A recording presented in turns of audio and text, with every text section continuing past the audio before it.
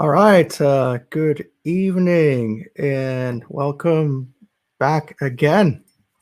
Welcome back again after a bit of a hiatus or a bit of a pause since our very eventful 2020. So this is the first I see you on this new chapter of the calendar 2021. I'm quite happy and glad to be around to be around this hood back again. And so this will be our first of a continuous series, I hope.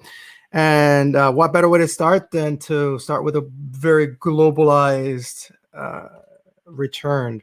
So I find myself over here in the United States at the moment, but I have a friend and a guest coming all the way from down under in Australia, so whom I'll bring in about a second. So hopefully every other Wednesday or every Wednesday we'll be back here again, conversing, dialoguing, tertuliando, as we would say in Espanol. So welcome back in. I'm excited to see and hear and read your questions, expressions, and whatnot. So feel free to comment, feel free to share. And without any further ado, back again in Tertuliando en Cuarentena. My name is Angel, and saludos a todos y todas y todos. And without any further ado, let me bring my guest straight from, I believe he's in Brisbane, Australia. So let me bring my friend Dave Andrews to Tertuliando and welcome him abroad. Saludos, hello, greetings.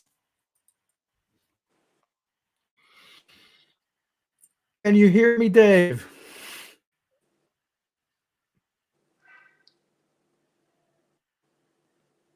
Let's see. Are we? Sorry, I couldn't hear the last few comments. Can you hear me? Can you hear me now?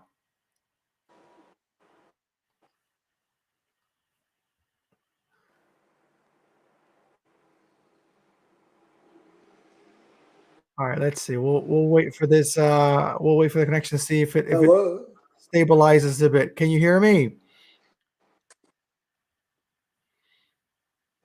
Let's see. Oh, or if anyone can also comment and tell me, maybe give them some. I can't hear you.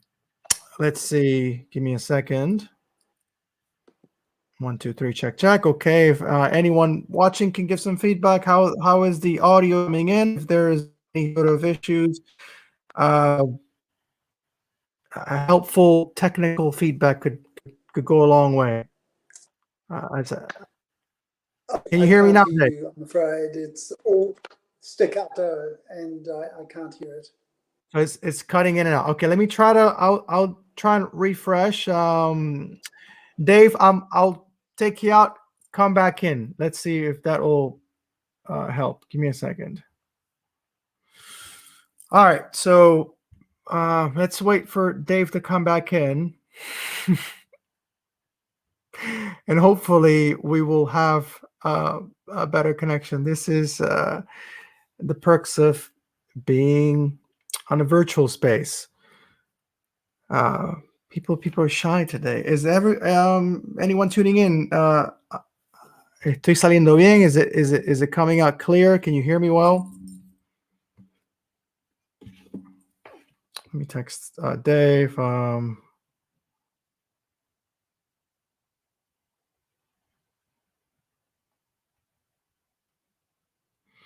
think there's just some technical issues on his side.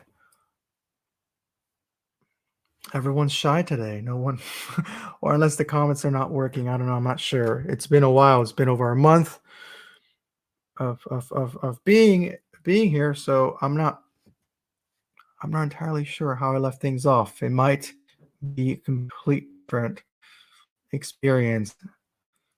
But let's see. Hopefully the return works.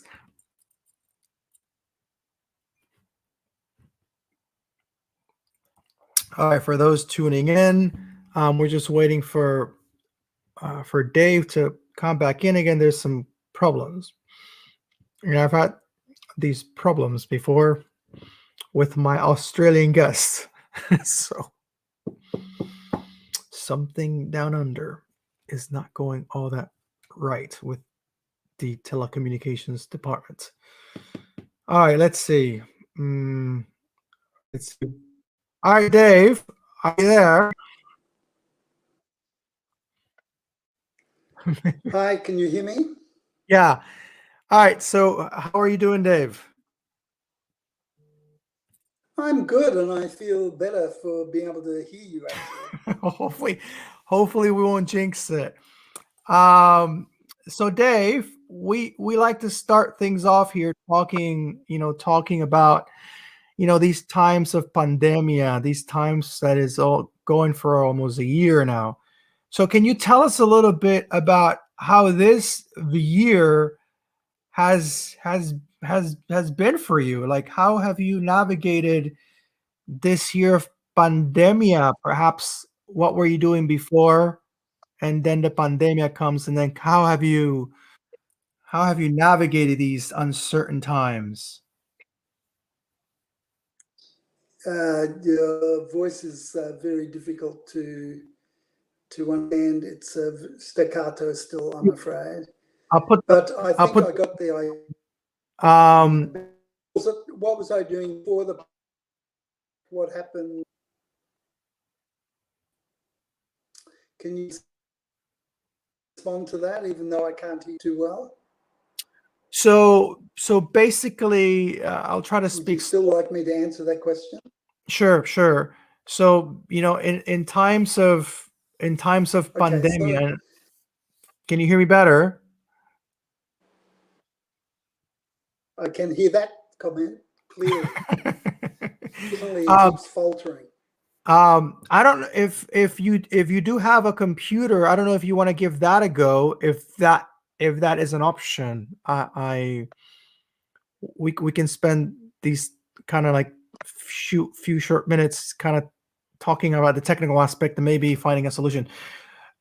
Is working on a computer an option? That might be better. Sorry, what were you asking me to do? So if you have a laptop, is that an option? A laptop to to see if maybe that gives it a better go?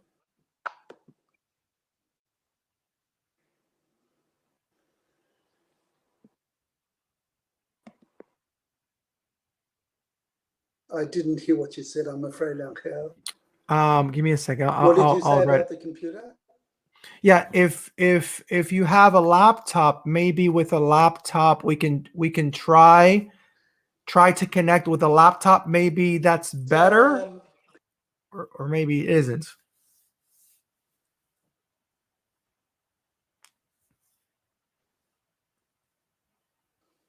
I think this is a perfect, like living in times of pandemic, trying to communicate when the technology is not working that well. Yeah, this is the this So is it's this is a that's beautiful this is the worst example case of scenario. what we're trying to talk about. Yeah. Because if you can't hear me, that's definitely a big issue. That is definitely a big issue. Let me give something a try. Let's see if it'll do something. Give me a second. Sorry, brother. I just cannot understand what you're saying. It's not clear. It's it's blurred and staccato, and it's not intelligible, I'm afraid.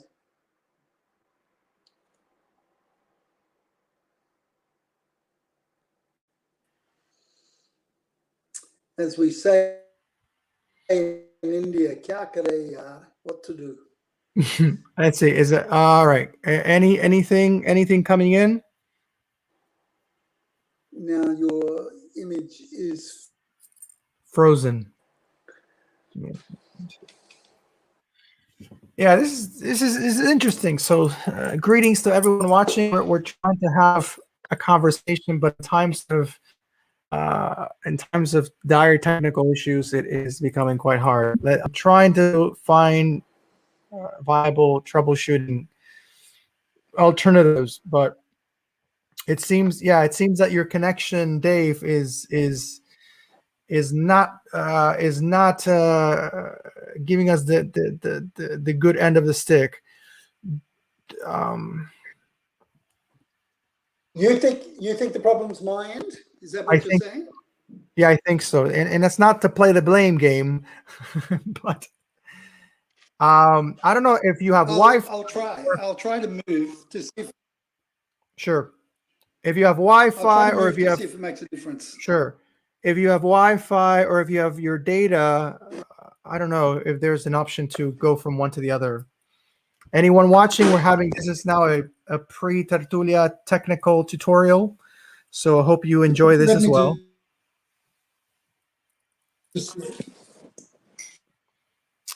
Of basically the naturalish, as it say in German, the natural, um, the natural manifestations of this very human interaction, that not everything is going to go ship shape as planned. So let's see if maybe as we take a tour of Dave's abode. Today. So for anyone coming in, we're coming in live, and we're coming in live from Australia, where internet seems to be an issue. Check. Let me know if I'm coming in right. If you can make sense of my words, let me know, Dave. We're still trying to not quite, not giving up just yet. Not giving up just yet. Yeah, this is an interesting return. This is all right. Can you hear me, Dave? Or better question is, can you make out what I'm saying?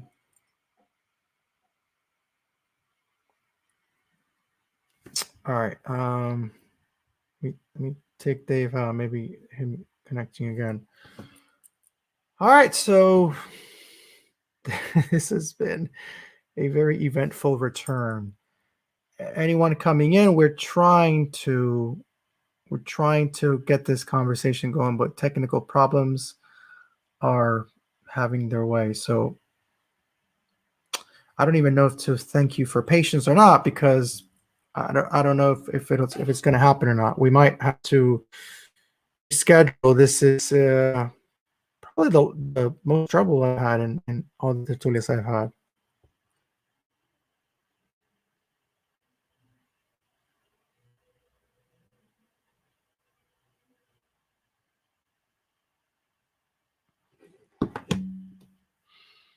Okay, let's see.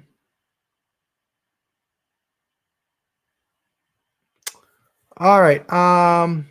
We're checking in, still trying. And I can't hear you now. If it's not one thing, it's another. I think you're on mute. Let's see. Check. Huh. This is the fascinating thing of maybe solving one thing and then having another problem come by and knock at our door. I can't hear you, and it's literally it's probably something very basic. But you're not on mute, because I don't see the mute sign. I don't know, maybe coming in again. Let me try taking you out.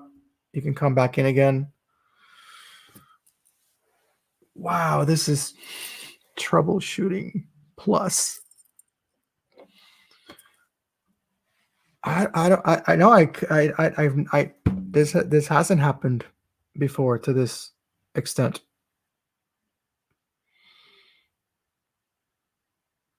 Oh, and I love New York. So it seems.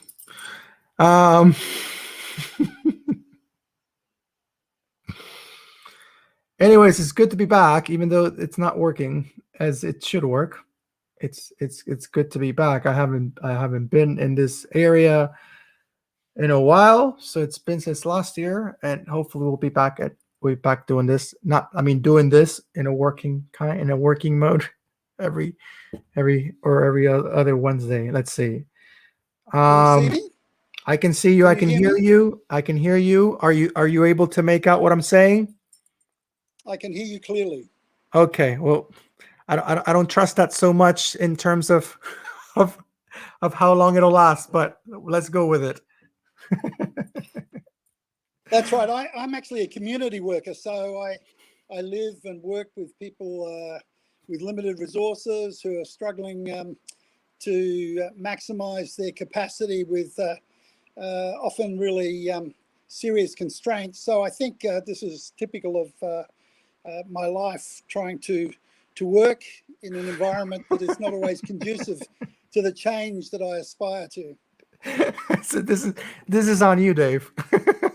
you bring you That's bring right. It's this all on me. It's you all on bring me. you bring this whole package deal that I am now incorporating myself into. I don't know. Can you horizontalize your camera? I just Yep. made up a word. All right. So There seems to be a light behind me or something that's uh, shining brightly. this is your aura, my friend. Is your aura? Now it's too dark.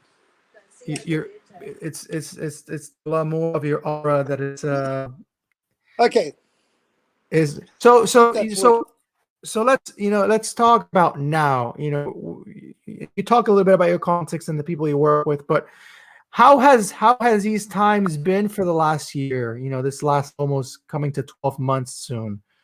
From what you were doing and transitioning in the work you do. Just very briefly share a bit about navigating these times for you. Well, Australia's in a very privileged position compared to much of the world, and so the impact of the pandemic, while significant, has been comparatively small when compared to the reality that people are facing other parts of the world, particularly you in the US. Because we're an island, we have a reasonably stable and responsible government who've taken science seriously. We've had a cooperative population who've been able to operate in a way that have been able to manage lockdowns in a way that's actually been able to suppress the virus. So we're comparatively well off. But in spite of that, there have been lockdowns, and in our community where I live, we've needed to isolate for significant periods of time, and that has had a significant impact on our community work, which is face-to-face, hands-on, grassroots community work, and to not be able to meet people in person and conduct relationships in the flesh, that's actually been a real challenge for us. So like most people, we've been able to use Zoom and at least maintain some of the conversations that are important to us. But it's actually made it very difficult to maintain the energy involved in relationships that often comes from participating in person. Interestingly enough, though, just a little while ago, we met as a faith community in the basement of a church that we're associated with, and in trying to meet face to face again within the strictures of government requirements, it was so oppressive that we had to move back online because our congregation is made up of a significant number of people with serious disabilities, multiple disabilities, who we relate to as friends. It was very damaging to our relationships to try to have to enforce COVID safe regulations and manage those in a way that they couldn't relate to. And it was in fact so damaging to our relationships that we decided to go back online for a while in order to relate in a way that was much more egalitarian and much less managerial. And we only started meeting again when some of those regulations were eased, so that no one in our community had to take on a kind of administrative role, which was not what we were familiar with, or not what we found very helpful for our relationships. And I think it makes sense to have that sense of discernment, that even though after being sort of locked down or sort of imprisoned after so much time, uh, having the chance to meet again might not necessarily mean, oh, here we are liberated. It might actually manifest itself in a very oppressive kind of manner. So I think having that sensibility to know, maybe we should Yeah, I go mean, back. what's really important to us is, as a community, is that we develop egalitarian relationships that are mutual, respectful, reciprocal, and we really try to reinforce our commonality in our community gatherings. And while we understood the need for the COVID regulations, to for some of us to have to administer those in a way that people had never experienced before was really damaging. So we decided that, no, let's go back online until the regulations are eased and our relationships can function more normally in a much more mutual and respectful way, where Sure. there's not anybody playing top-down hierarchical administrative roles. Sure. Something I like to do here, and it gives us, and it gives me an opportunity to get to know my guests a little bit more and share more freely. Um, so if you could think of and share three moments or three experiences that you feel are experiences you can point to as transformative in your life. They were key moments in your life that had a pivotal and a cathartic role into where you find yourself now, philosophically, mentally, emotionally, spiritually. So three moments, incidents, processes that you can point to and share that were very key to where you find yourself in life right now. Well, the first is that I was born and brought up in a household where my mother and father were very devout and had a spirituality that was very compassionate. And to be nurtured in that environment is the most significant factor in my life, because my parents loved each other and they loved us, and they nurtured us as God figures in the love of God. That meant that I was brought up in a way that helped me relate to God not as a tyrant, but as a creator who was interested in co-creating with me in a very open, responsive, compassionate manner. So that kind of context that nurtured that kind of very vibrant, empathic, open, hospitable spirituality was really important for me, especially with my parents Mm-hmm. having an open home, taking into our house people coming from prison. Some of those people actually sharing my bedroom because I had a spare bed in my room, and Mm-hmm. my parents teaching me to relate to people not in terms of their labels, but in terms of their stories and in Yeah. terms of their fundamental humanity. That was very formative. So that's the first kind of experience that shaped me. Do you want to respond to that before I go and tell you the No, no, others? go, no, go on, and I'll give you some feedback. Yeah. Okay, so I was brought up as a pacifist. I was committed to non-violence. It's part of my understanding of the faith to live a life of non-violence. So right through school, I intervened in conflicts non-violently. Often was badly beaten, even hospitalised, and so non-violence has been a very important part of my faith journey. And in 1984, there was a riot in India when the Hindus started slaughtering Sikhs after a couple of Sikh bodyguards killed the Prime Minister of India. And I felt that was the moment where all my theology about non-violence was going to be put to the test, because it's one thing talking about non-violence in the safety of, your home. It's another thing to practice it in the context of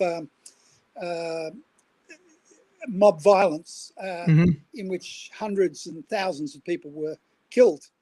So I talked to my wife about it and said, we're going to do something about this. We rescued a Sikh from across the road and hid him in a house. And but I said, I've got to do more. So I had to go out and look for ways that I could intervene to protect Sikhs from being killed by their Hindu neighbours, and found myself at one stage in front of a house where a Sikh family had fled to the roof and were crying out for help. And myself and a friend of mine and a couple of neighbours stood at the front door and faced a mob of 100 people with knives and clubs. Wow. and steel bars, who were yelling and screaming and smashing everything, including the motorbike that I'd driven up on, which they set on fire. And Wow.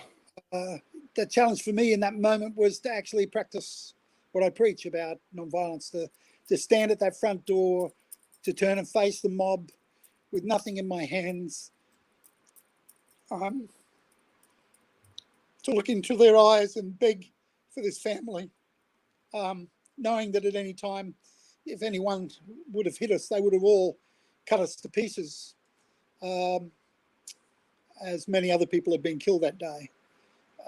But we stood there, and the mob finally relented and left, and the family came down from the roof, the Sikh family. And in India, we've got very clear codes of conduct about touch, and most people, when they greet, don't touch each other. But when this family came down from the roof, we all embraced and sat on the front stairs and wept. Wow. So that was a significant time for me in discovering what I really believed and what I'd really do in a moment of test. Another significant moment for me was when I was excommunicated. I was part of a community group called Dilaram, that a mission called YWAM wanted to take over, and I opposed it. Dilaram was a small intentional community ministry, and we were doing rehab with people who were, coming off heroin and morphine and stuff. Whereas YWAM was a large, fast-moving, high-flying, evangelistic kind of mission. Yeah. I felt if we got taken over by YWAM, we'd kind of lose our charism, we'd lose our ministry. So I opposed it. And then all these leaders from YWAM prophesied against me and condemned me. And I was actually put out in the street with my wife and my child. Everybody was forbidden to talk to me. I wasn't even allowed to go back and get my luggage. I was just put out in the street as a rebel. I'd critique YWAM's financial hierarchy, where if you were at the top, you could earn a lot of money, but if you're at the bottom, you had to pay a lot of money. I argued for a much more egalitarian trickle down economics.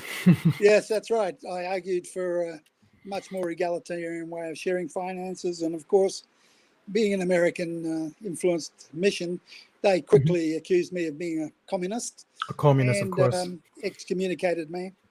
And that was devastating because my wife and I had sold everything to join Dilaram, invested our whole lives in it as a community ministry. Most of our close friends were in that group, and when we were excommunicated, we lost everything. And and for a while, I was quite suicidal. Every time I met somebody from that organisation, I'd shake and shudder, and I was quite distressed. But I learnt a number of lessons from that. One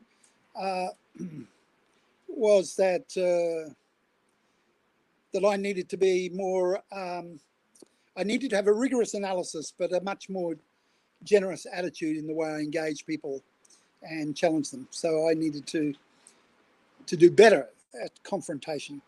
In fact, I've just written a book called To Right Every Wrong, in which I critically reflect on my life as a wannabe prophet and look at the light side, but also the dark side of confronting powers. So that's one of the lessons I learned.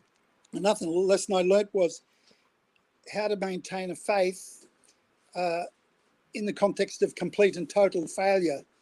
Up until then, I'd been reasonably successful, and now I was confronted with total failure, and I needed to find out what faith meant in the midst of failure.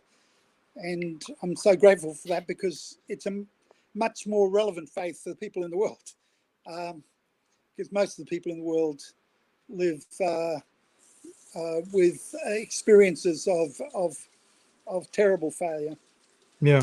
The third lesson I learned in that was about rather than demonizing YWAM, which would have been easy to do, was to just recognize that this hierarchical structure was typical of most organizations, religious and secular, and that structures like that enabled good people to do bad things. And therefore, if I was going to work for change, I shouldn't just demonize YWAM. I should learn the lessons about developing alternative structures where people are accountable to each other mutually, rather than hierarchically. So ever since then, I've been involved in developing alternative community structures that are much more egalitarian. I've got to get a glass of water. Yeah, no worries.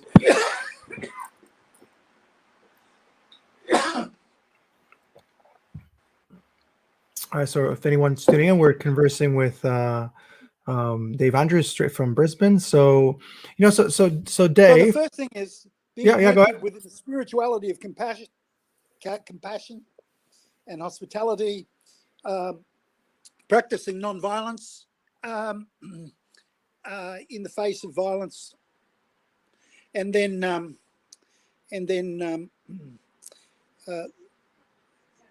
accepting persecution, accepting excommunication, and rather than reacting to that,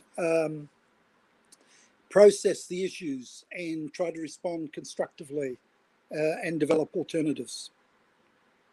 I'm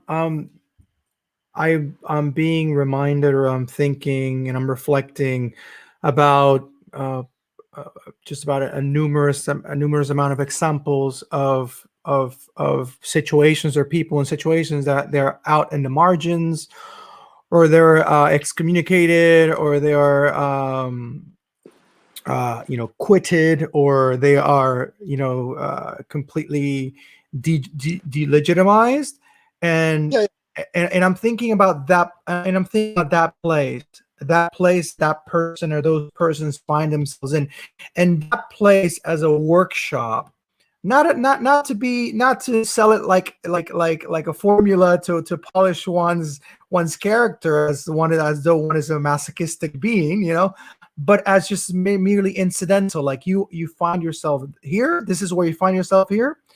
So what do you do here? So what do you do? There is obviously the I guess a process of mourning, crying, and I think that's all part of it.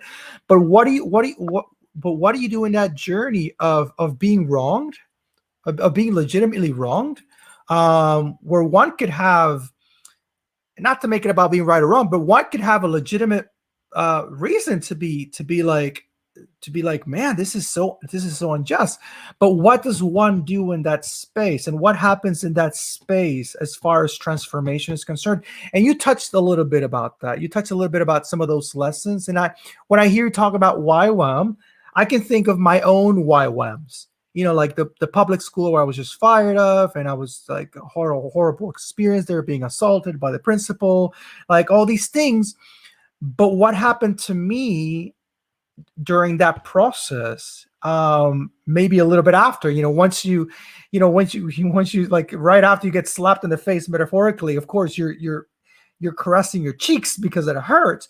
But what happens during that process of situationally, like as a person, how does one allow that process to in a mindful way to be transformed?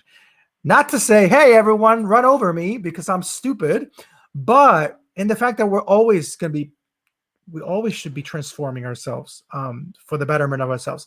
So when you look at an organization like YWAM, which you can legitimately point and say, I mean, just look at all these sort of inquisidor or conquistador type of missionary output. And this is typical in many organizations, churches and everything. This is the law of the land almost.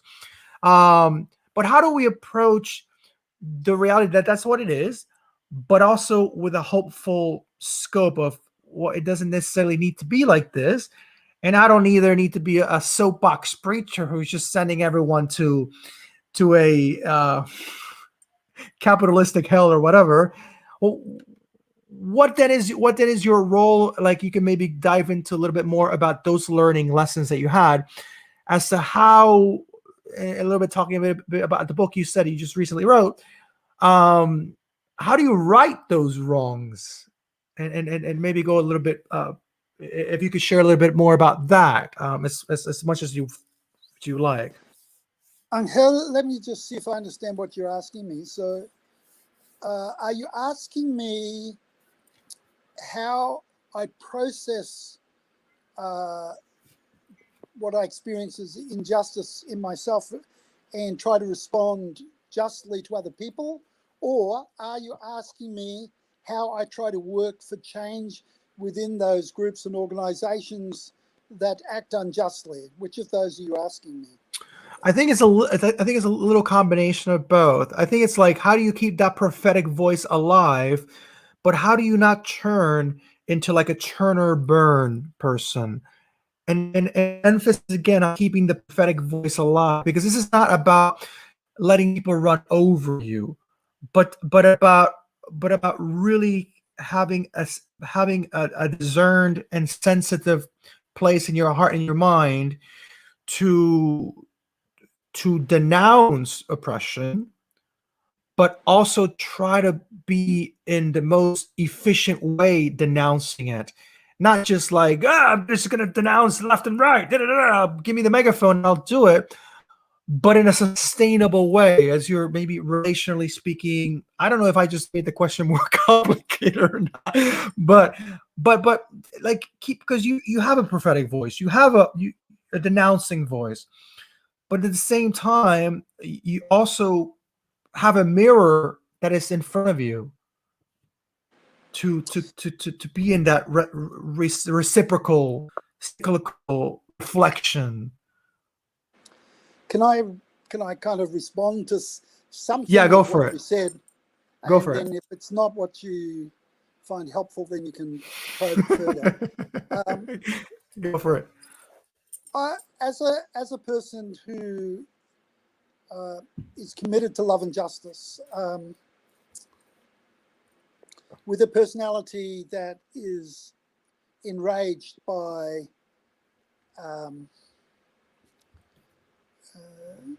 the maltreatment of vulnerable people, my default position is to confront immediately and directly. Now, as I've said before, I've practiced the whole of my life about doing that confrontation non-violently rather than violently. But you can be aggressive even if you're non-violent, and that is counterproductive. The challenge for me has been to take the words of Jesus seriously, who said, why don't you take the log out of your own eye before you try to take the speck out of somebody else's? So what I do as a practice, Angel, is to, when I'm tempted to confront, is to always confront myself first, and then deal with my own contradictions and my own complicity in the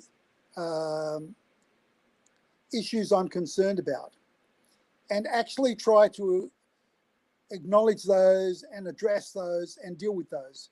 That's one of the reasons I've located myself in this network, inner city network called the Waiters Union. We call ourselves Waiters Union because we want to be like waiters in the background. We don't want to set up power structures, run programs for people. We just want to be like waiters in a restaurant that hang about in the background and make ourselves available and use our knowledge and skill to serve others, and to set up small groups and that enable people to manage the issues that they're struggling with. So I have located myself within a network that tries to practice the alternative around in terms of empowering people rather than overpowering people, and setting up processes and structures that enable people to maximize their potential. So the first challenge for me in all of that, when I'm confronted with the injustice in the world around about me, is to critically reflect on myself, my own complicity in that, my own contradictions, and to seek to create within myself and my family and my community alternative ways of living that model the alternative. So that's the first thing that I think is really important, that too many activists project the blame on others and ventilate their rage against others in ways that are completely counterproductive. I believe we've got to, if there is injustice, we've got to deal with the injustice first and foremost in ourselves, and seek with the people near us to create the alternatives that do justice. And on a good day, they will approximate our ideal, and on a bad day, they will parody our ideal, but to continue to struggle to work with love for justice in our families, in our churches, in our communities, in our countries the best we can. The second thing I do is that I then try to engage in justice in my society at large, both in religious and secular organisations. I'm committed to a life of quiet witness and loud protest. So I'm constantly involved in my country at the moment around the treatment of Aboriginal people, First Nations people, who are still treated disgracefully. And I'm involved in protests for refugees who come to this country who are incarcerated as if they're criminals. And I've been involved in protests around those issues for the last 30 years. So out on the streets, in alliances, challenging the government about its policies. In fact, recently I just released a personal appeal to the Prime Minister of Australia, who claims to be a Christian, and calling on him to respond to the refugees that are incarcerated in an authentically Christ-like way that would see them set free rather than detained. So it's confronting myself before I confront anybody else, and then confronting other people, as I say, non-violently, in a way that's passionate but still respectful of our opponents.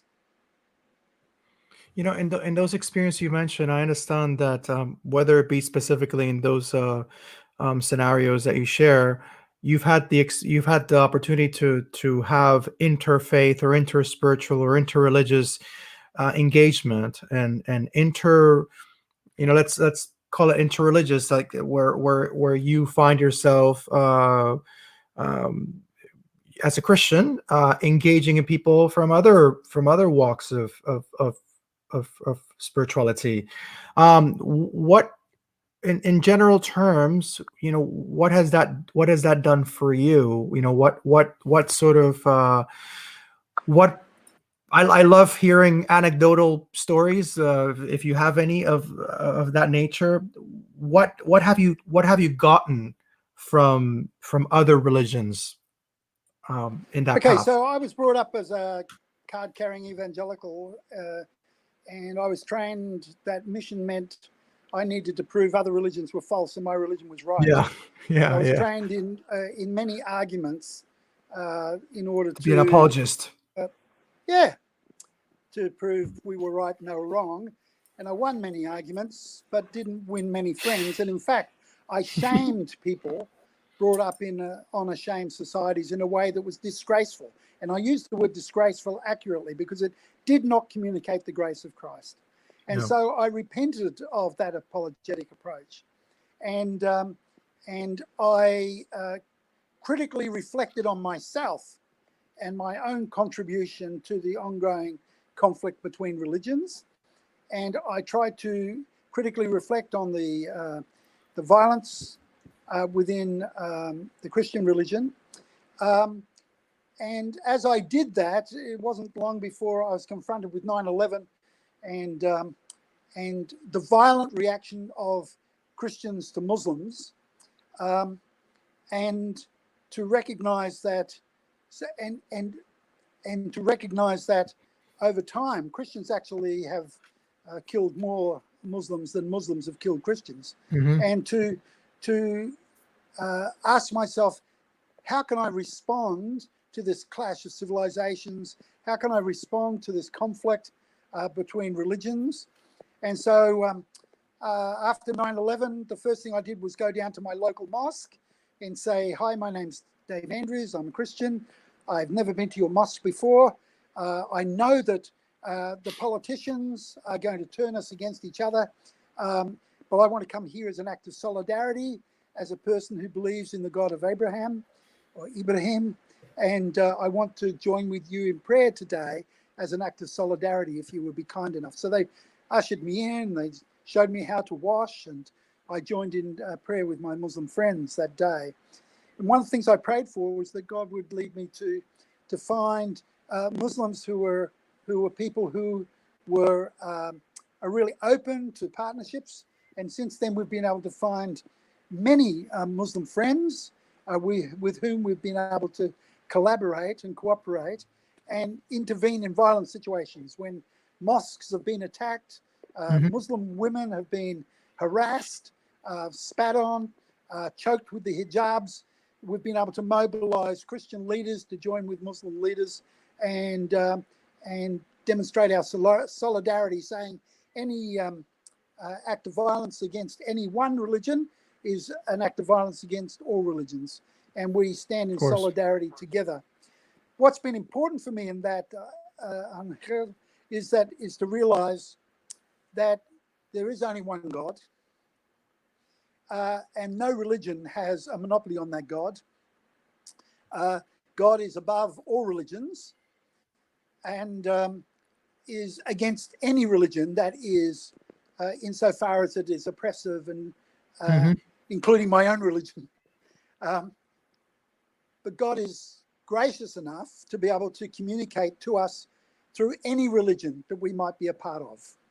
And I needed to be open to not only what God said to me through my religious tradition, but what God said to me through the traditions of other people, particularly through my Muslim brothers and sisters.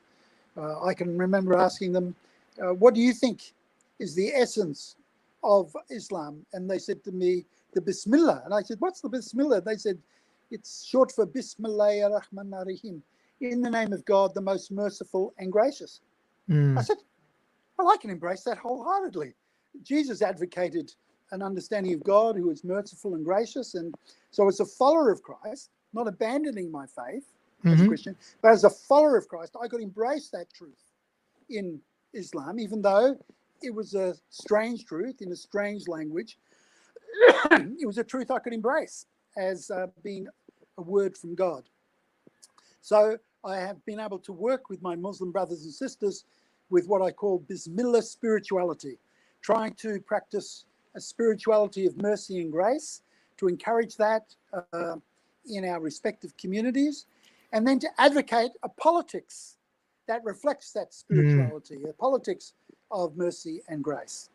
In fact, some of my Muslim friends tell me that we should interpret our religious texts in the light of the Bismillah, in terms of the mercy and grace of God, and any interpretation of our texts that does not reflect the Bismillah or does not reflect the mercy and grace of God is not of God. And I think if we all interpreted our religious texts like that, we would find a way of challenging the violence within our various traditions and look for alternatives. Excuse me, I'm going to have to take another break to get a glass. Yeah, that's fine. That's good. You're fine. Hydrate yourself, please. How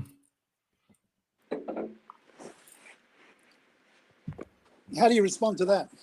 I have a question, and speaking about probably or possibly the political aspect of that, and we can talk about how your encounter with anarchy and anarchism, and how have you shaped yourself around it, and how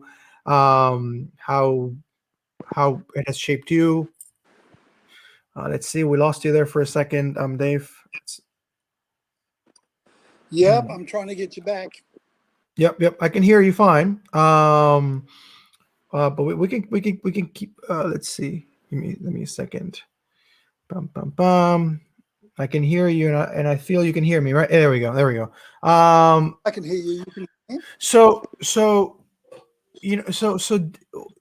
the introduction to anarchism, is this something that you found as you enter deeper into the gospel, or is this more of a an encounter you had with perhaps other anarchists or other people, I don't know, in the academia, in the political world?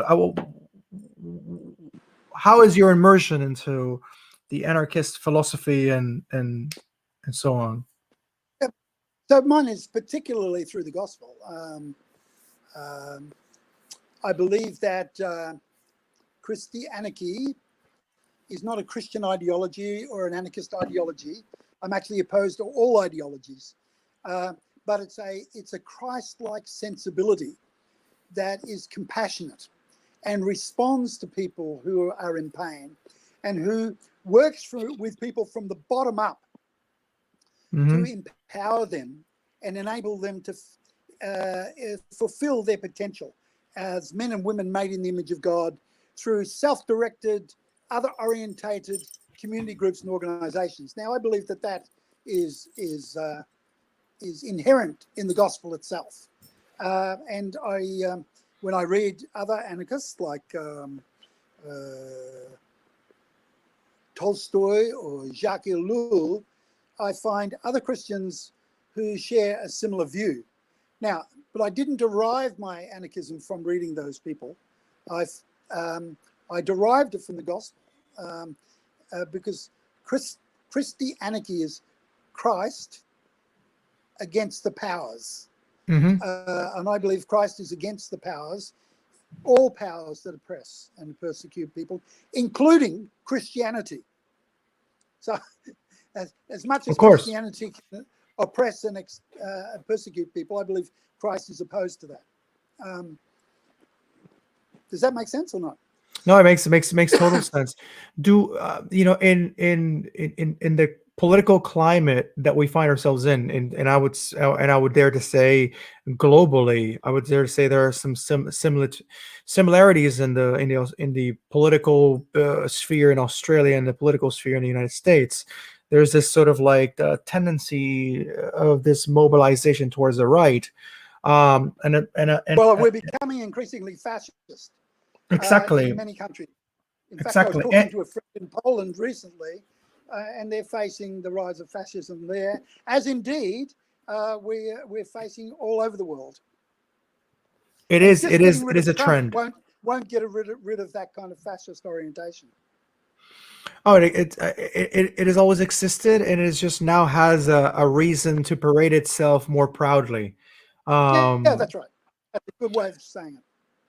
and so we're, speaking about anarchy as a philosophy, or anarchy as a way of living, or anarchy as a principle. What do you think? What do you think that adds to the conversation? Speaking to where we find ourselves in now, especially even in the context of the USA, that some people still believe that capitalism is the way out, that trickle down economics is the way to proceed about Yeah. things, and communism is the devil. And what is perhaps your commentaries, if we were to talk about anarchy as a philosophy, or the practicum, or the praxis of what anarchy would look like, even though it might be a bit utopic or whatnot, but it's a reference point to shape a society, or what a society will look like, is a descriptor. So what add-ons or what commentaries could you make to the world, as we find ourselves into this political sphere where it's at right now, where fascism seems to be it seems to be like right at the forefront, like a main meal, and not at the margins anymore. It seems to be like a great scapegoating um, uh, offer that people are biting into, from an angle or anarchy and anarchistic philosophy or whatnot, if you can probably. Well, the first thing, Angel, is that I don't talk to most people about anarchy because they've got a misunderstanding of anarchy. They see anarchy as chaos. Looting and yeah. Yeah. So while I'm influenced by that Which is why I think it's even more analysis, important to talk about, like to sort of to break away from those stereotype of wrong yeah, conceptions, I in my mean, opinion. so while it actually helps shape my analysis and my action, it's not a helpful vocabulary to talk to most people. For example, in the States, I mean, even healthcare for all is seen by many people in the States as socialist. Yeah, Now, I and don't that's a bad find it thing. particularly helpful to use the language of Hmm. socialism when talking about healthcare for all, because it actually gives it uh, a label Hmm. that is not helpful for most people. But as an anarchist, and coming from a Christian anarchist perspective, I would say a concern for the welfare of all people is central to the gospel, that we need to be committed to the welfare of all people, particularly those that are most marginalized and disadvantaged. Because in Matthew 25, it says that we should make our decisions in terms of the impact that they have on those that most of us consider the least. And so I think we need to have an emphasis that focuses on the most marginalized and disadvantaged, and developing policies that actually meet their needs. It may not be helpful to talk about that in terms of anarchism. It's certainly not helpful to talk about that in terms of socialism. But I think we need to talk about that as followers of Jesus, as a, a non-negotiable, that we develop those kind of policies. And in my own country, um, it's non-negotiable for me to talk about making a treaty with Aboriginal people who have been dispossessed. It's non-negotiable for me to talk about release of prisoners um, uh, of people who've come seeking refuge in our country only to be treated like criminals. It's not helpful to me to frame that conversation in terms of anarchy, but certainly the anarchist perspective helps me to analyze the power dynamics that are involved in this, to look at the fault lines, and to look at the importance of actually advocating for the welfare of the people from bottom up. So, I mean, what we're talking about here is about strategizing. Like, how do we strategize a conversation in terms of perceptions, or realistically knowing that in the society we live in now, some words have dirt thrown at them, like socialism, Yeah. communism, a lot of isms that we can break down and know. Andy Hoffman, by the way, said all isms should be wasms. It's worth thinking about. Anyway, go on. No, it is. And something I like to talk about as we close this conversation is we've got about 5 minutes more. Yeah. And it's in line of the utopias, talking about the utopias. I reference author Eduardo Galeano, and in one of his books he mentions the purpose of the utopia. What is this? What is the point of having this referential point somewhere at the horizon that we move towards it, and it just keeps on moving further and further and further. So we take 10 steps towards it, takes even 10 more steps. So what is the point if it's on an unattainable thing? And then he responds to that, so that you keep on pressing forward, so that you keep on pressing and moving forward. And it also it removes us from that mentality of attaining things, of a goal-driven society, a goal-driven culture, that you need the trophy, you need the goal, and it sabotages and it dismisses the process. The journeying together, the journeying towards that. So, for you, what are those, using it as a metaphoric reference? What are those utopias for you that allow you to keep on wanting to press forward? And that also, what does it look like, the reference for you of that society you aim and pursue? I wrote a book some time ago called A Divine Society, that looks at the Trinity as a community, as a model, and as a method for transformation. So for me, my understanding of the relationships of the persons in the Trinity is the utopia, or the model that I see that can equip and empower us. And for me, the great thing about the Trinity as a model for community is that while it's transcendent, it's also immanent. So the life of God is among us as God the Creator, Jesus the Liberator, the Spirit as the transforming present in our lives, to energize the ongoing struggle for revolution. So for me, I think the Trinity represents that model. Now, unfortunately, most writings about the Trinity are completely useless as a model for society, because they're arcane, they're academic, they're abstract.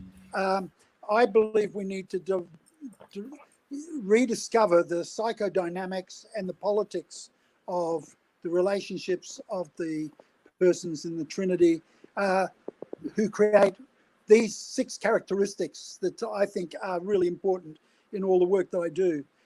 Creating a safe place where all persons are accepted as persons, where everyone is treated as of intrinsic value in their own right. They're all special. No one's expendable. Where we respect both similarities and differences, and where we create processes and structures that enable people to participate in decisions that impact upon them. Now, those characteristics of I think, are characteristics that you can find in the Trinity and that are revealed in the Scripture, and can be a framework for working for change in whatever context we find ourselves. If you want to find out more about it, you can have a look at my book, The Divine Society, that actually unpacks that in detail. But Cool, buddy, cool. I Look think into it's a that. nice time. Yeah. For me to So go on. Dave, thank you so much. I really appreciate it. We had a little bit of a bumpy start, but I'm glad we actually had a good close and that we are actually able to have this conversation. I really appreciate it. So thank you so much for opening your schedule to Tertuliando. I appreciate it very much. Hasta luego. So everyone watching, thank you so much for tuning in. Hopefully we'll see each other maybe next week. We'll see. I am on the process of moving towards Europe, so it's a bit of a transitional time for me, but maybe next week we'll have another one and continue the conversation. So much peace, much love to everyone.